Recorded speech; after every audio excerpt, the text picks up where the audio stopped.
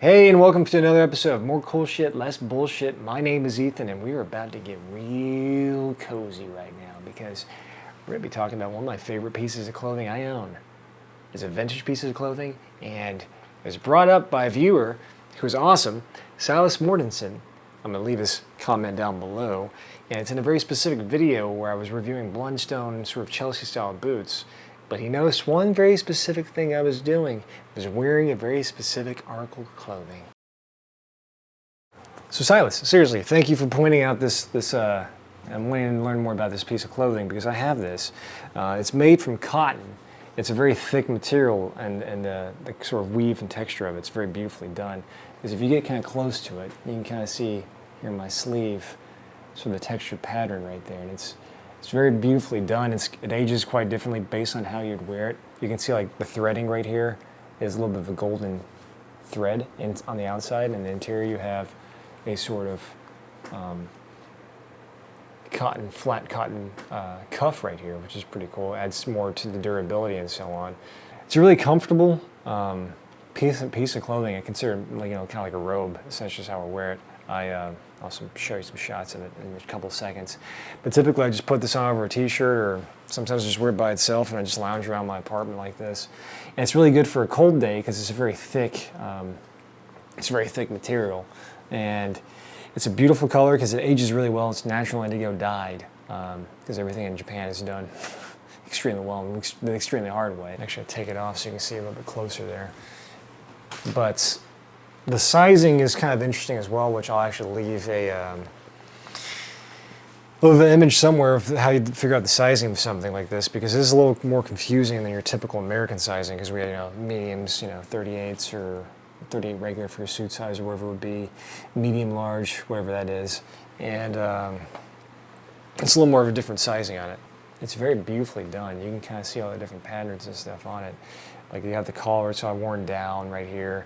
You can tell where the straps were actually worn on the back, right here, right? So typically you'd actually have a strap that you'd wear. It's almost like I wouldn't say like an apron, but you basically wear another piece of clothing on top of this. And you can see how the friction of that kind of burnt a little bit into the indigo dye right here and caused that to sort of start fading at that point. And you can also see there's a little bit right here in the stitching. There's some stitching on the shoulder right here, so that way it keeps that more durable. And same thing on both sides. Those are designed to keep everything a little more durable and more in place right here, because you're going to be wearing the straps right there. You can also see the sleeves. They're very much 3/4 sort of sleeves on them, and that's how this is designed to fit. So you can get a smaller size than this. I got mine true to size because I wanted to see a little bit more of a robe action on it, and some beautiful stuff on the inside. It's a very beautiful piece, honestly. I love the way this aged. Whoever had this before did an excellent job of keeping and maintaining it and kind of washing it properly where everything aged properly. Because on the inside, you can see this sort of, this is where sort of, I guess, the tail of the jacket robe is. And it's got a little bit of a split right here. And it's a very, very soft material down here at the bottom. It's just very soft, and it's going to get a nice hand feel to it. And you can kind of see a little bit right there. There's a little bit of a diamond pattern texture in it. From an angle, it looks very beautiful. It's very well done there. And you can kind of see how cool it is, how abrupt it is that the pattern transitions from this sort of woven sort of lattice structure there to a more of a quilted diamond structure there, and it's very cool done. And it's very, very smooth and soft against your skin, so it's actually a very comfortable thing to constantly wear whenever I have a chance to wear it. I love wearing this thing. I wear it a lot. Pretty sure I wear it every day, honestly. And you can see, as I said, this is the exterior, so from the top to the bottom here, and you can see how beautiful that sort of woven texture is here. Sort of quilted pattern right here. And it's a very, I love the indigo dye because that's one of the reasons why I love indigo. I'm sure all of us who collect blue jeans and things like that, you love indigo because of the way it actually fades and ages so well, especially with the thicker sort of material. And this is a pretty thick piece of fabric here, as you can see how it's woven like that. It's a pretty decently thick piece of fabric because it's designed as, armor to protect you from being hit with a kendo stick, which I'm sure hurts like crazy. So this does a really good job. It's nice and thick padded there. And there's different versions of a Kendo Gi for sure. I had a different version that was just a solid, it basically just a solid woven texture like this. And this is more of an ornate sort of pattern on one, because you have that quilted pattern at the bottom, which I love a lot. And I'm not exactly sure what this says in Japanese, so if anyone knows what this actually says, feel free to leave a comment below and tell me what that actually says in Japanese, because I'm curious what it actually means. I'm sure it's probably someone's name or even the school that they're training at, because in Japan, I believe you actually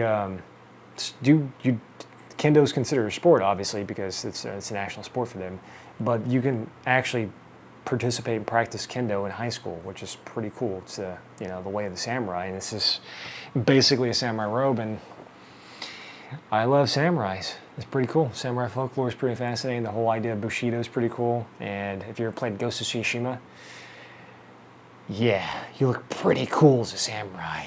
And I can keep on going about the detail shots here, because it is a very beautiful sort of woven texture on it, as you can kind of see here. It's very, all the different things about it are beautiful. Like this feels basically like a quilt on the inside. It just feels like a quilt right here, and it's very well done. It's very soft against your skin, and I just love touching it. Like this is a very much a, if I could give you guys any information, or if I could give you guys any guidance about like how I do sort of my styling, my own fashion itself.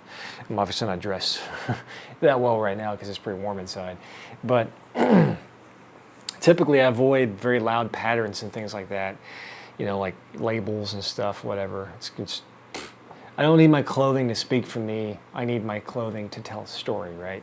And one way I love telling a story with clothing is specifically, obviously, something that has more of a vintage or antique sort of style to it. Something that has wear and tear to it, because each little fade, each little everything right here on this means something. This could be the way the person wore it. It could be the way it was washed. It could have been maybe sweat stains. It could have been anything that kind of fed into sort of the material right here, the indigo sort of bleaching out of it, right?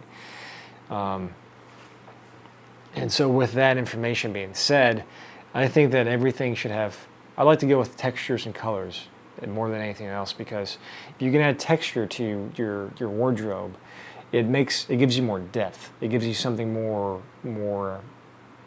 je ne sais quoi, for lack of a better phrase of saying it, because it makes you stand out more because of how you are dressed is something that's all about the textures, and it's all about the comfortability of the materials, it's all about the quality, and it's not about the label itself. Because you can buy a t-shirt, let's say from Balenciaga, that was knocking off the Bernie Sanders logo a few years ago, and that cost, I don't even know how much that cost, a couple $100, I'm sure. I'm sure it's a very expensive t-shirt.